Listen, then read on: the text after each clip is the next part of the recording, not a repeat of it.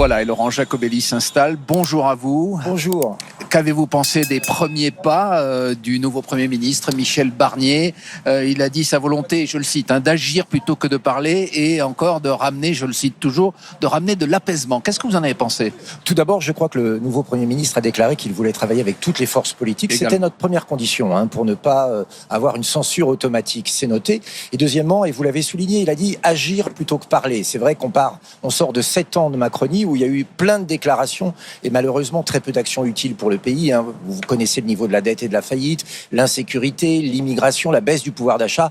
On est dans une France exsangue et donc maintenant on jugera sur les faits. On verra bien ce que le Premier ministre Je reprends votre expression, on sort de 7 ans de macronisme. Ça veut dire que pour vous, désormais le macronisme c'est fini, que le patron c'est Michel Barnier, ce n'est plus Emmanuel Macron, on ne va pas être dans une coexistence? Nous verrons bien. En tout cas, vous savez, là aussi, c'est une des conditions que nous posons. On ne va pas continuer avec ce système de Macronie qui rend les Français aujourd'hui extrêmement malheureux. Et ils se sont prononcés, les Français. Emmanuel Macron et sa politique, ils n'en veulent plus. Donc nous, on sera vigilants. Si M. Barnier reprend les mêmes thèmes, les mêmes actions, les mêmes méthodes que le président de la République, nous utiliserons tous les moyens de notre possession, et notamment la censure, pour l'empêcher de faire encore plus de mal aux Français. Mais à l'inverse, si Jordan Bardella a dit que vous jugeriez sur pièce, absolument. Si le discours de politique générale, déjà s'il en prononce un, vous convient, vous satisfait, est-ce que vous pourriez aller jusqu'à voter la confiance à un gouvernement de Michel Barnier? Vous savez, nous sommes une opposition résolue, ferme, donc pas de vote de confiance. Mais intelligente. Ouais. Intelligente parce que certains veulent le chaos. Le chaos dans la rue, c'est le cas de l'extrême gauche qui dit on n'est pas content, donc on va détricoter notre République, on va essayer d'avoir le pouvoir par les cris, par la violence. C'est pas notre objectif. Nous voulons représenter nos électeurs et les Français, c'est-à-dire les faire respecter et mettre en avant les sujets qui sont importants. Moins d'immigration, plus de sécurité, et donc plus de pouvoir d'achat. Par rapport à la question que je vous ai posée, si dans le discours de Michel Barnier à l'Assemblée nationale, vous trouvez des réponses aux questions que vous venez de poser, est-ce que vous pourriez voter la confiance? C'est très théorique. D'abord, je suis pas sûr qu'il demande la confiance à l'Assemblée parce que ce serait risqué. C'est quand même peu probable qu'en tant que première force de l'opposition, nous le votions, mais nous verrons. Vous savez, nous avons montré, je pense, pendant toute cette période que nous étions, je crois, raisonnables. On ne veut pas maltraiter notre pays encore plus qu'il est. On ne veut pas rajouter du chaos au chaos. Il y a le chaos macroniste, qui est le chaos des institutions, le chaos mélenchoniste, qui est le chaos dans la rue. Nous, on veut être une force de stabilité, un pôle rassurant pour les Français. Monsieur Jacobelli, on comprend en tout cas qu'il n'y aura pas de censure automatique. Pourquoi vous, finalement, accordez à Michel Barnier une sorte de bénéfice du doute, ce que vous refusiez au cas où il aurait été nommé Premier ministre, à Xavier Bertrand, qui pourtant appartient au même parti, qui aurait peu ou prou appliqué le même programme? Est-ce qu'il n'y avait pas, pour le coup, une affaire de vengeance personnelle, puisque Monsieur Bertrand était l'adversaire désigné de Marine Le Pen, notamment dans les Hauts-de-France? La France est meurtrie aujourd'hui, les Français sont divisés. Il y a beaucoup de violence dans notre société. Et d'avoir un Premier ministre qui exclut le premier parti de France, qui insulte 11 millions d'électeurs, comme peut l'avoir fait Xavier Bertrand, ça aurait été rajouter de la violence à la violence. Et donc un tel Premier ministre n'était pas à la hauteur de la charge. Clairement, nous ne pouvions pas soutenir quelqu'un qui refusait même s'il appliquait la même politique, Monsieur Jacobelli. Mais comment voulez-vous que quelqu'un qui a passé sa vie à déblatérer sur le Rassemblement national puisse demain imaginer travailler d'une manière ou d'une autre, même indirecte avec nous? C'était pas possible. Et travailler avec vous? Non, mais l'Assemblée nationale, excusez-moi, on vote des choses, certaines ensemble, et parfois on s'oppose.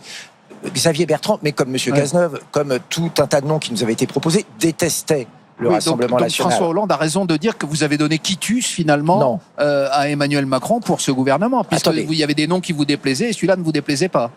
On verra bien. Celui-là ne crée pas de réaction, en tout cas. Vous savez, on est conscient, on n'a pas la majorité absolue. Nous savions que le Premier ministre qui allait être nommé, ce ne serait pas issu des rangs du Rassemblement national. Maintenant, on est pragmatique, il faut un gouvernement à ce pays. Mais attendez, c'est le premier épisode d'une longue saga. Premier épisode, on nomme un Premier ministre. Deuxième épisode, on a un gouvernement. Et bien, troisième pour aller au bout de épisode, cette logique, si demain, puisque le nouveau Premier ministre veut parler à tout le monde, à toute la représentation nationale, si vous, Monsieur Jacobelli, faisons un rêve, diraient certains, un cauchemar, diraient d'autres, faisons donc l'hypothèse qu'il vous appelle pour devenir ministre d'un tel gouvernement, qu'est-ce que vous lui répondriez? Je lui dirais que c'est très gentil, mais que je refuse. Pourquoi? Nous sommes dans l'opposition. Clairement, nous ne sommes pas les Républicains, nous sommes le Rassemblement national avec nos alliés d'Éric Ciotti. Nous, ce que l'on veut, c'est une politique contre l'immigration submersive très forte, beaucoup plus de sécurité, beaucoup plus de pouvoir d'achat. Il y aura beaucoup de sujets sur lesquels nous ne serons pas d'accord avec le Premier ministre. En revanche, nous voulons que nos électeurs soient respecter. Je le répète, nous sommes dans l'opposition et nous ne donnons quitus à personne. Nous serons extrêmement vigilants. Vous ne donnez pas quitus, mais en tout cas, vous ne censurez pas a priori Michel Barnier, auquel vous accordez, on l'entend ce matin, quand même quelques qualités. Est-ce que votre collègue Jean-Philippe Tanguy, qui est député du Rassemblement national, comme vous, s'est un peu fait remonter les bretelles parce que, je le rappelle, ses déclarations hier matin, disait-il, Michel Barnier n'était pas nommé, il disait, je le cite, c'est un fossile de la vie politique, un des hommes politiques les plus stupides, ne comprenant rien en dehors d'une fiche. Fin de citation. Il a parlé un peu vite, Monsieur Tanguy, il y a eu un recadrage? Écoutez, vous savez ce que c'est que la politique, parfois on s'emporte, parfois on fait un bon mot, ça c'était hier, aujourd'hui on a un Premier ministre, voilà. Oui, soyons pragmatiques. Vous regrettez qu'un responsable de votre parti ait dit que c'était un des hommes les plus stupides? Chacun est responsable de ses paroles. Vous savez, nous-mêmes, nous nous faisons insulter à longueur de plateau. Je pense que tout ça, il faut l'oublier. Aujourd'hui, ce qui compte, c'est l'intérêt des Français. Il y a un Premier ministre, on l'a pas choisi. Il est là. Nous ne sommes pas l'agence d'intérim d'Emmanuel Macron. C'est pas nous qui plaçons les gens. Il est là. Il est là. Il a déclaré. Mais c'est pas un fossile. Pour vous, c'est un fossile. Vous disiez aussi, vous, alors là c'est votre citation, vous disiez surpris qu'on ressorte de la naphtaline, je vous cite, tout un tas de noms qui ont participé à amener la France dans le mur. Il n'y avait pas Monsieur Barnier dans votre esprit? C'était pas lié à l'âge, c'était effectivement pour dire qu'il y avait un décalage entre la volonté des Français de changer de système, d'arrêter avec tous ceux qui depuis 40 ans amènent la France dans le mur, et de voir que les noms qu'on proposait étaient des gens qui avaient déjà été ministres dans le passé et qui avaient contribué à cette déchéance. Écoutez, moi j'aurais préféré, je vous le dis, quelqu'un d'autre que Monsieur Barnier. Une fois encore, soyons pragmatiques. La France, elle a besoin d'un gouvernement. La France, je le rappelle, elle est surendettée. Chaque jour, c'est 1000 agressions.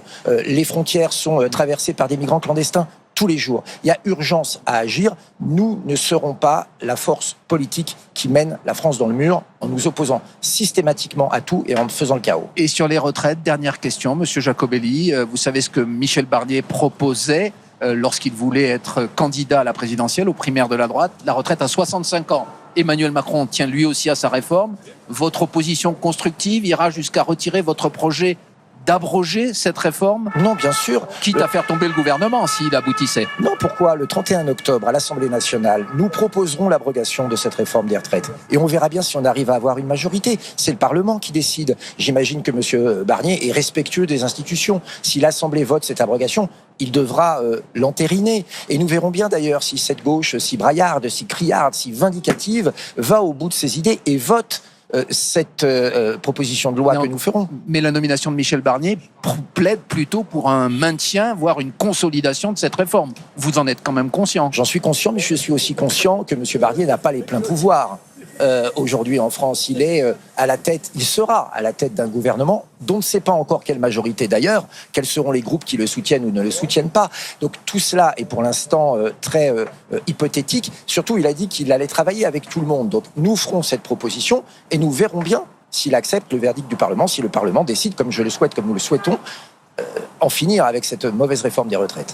On vous a entendu. Merci beaucoup Laurent Jacobelli, député de la Moselle, porte-parole du Rassemblement national.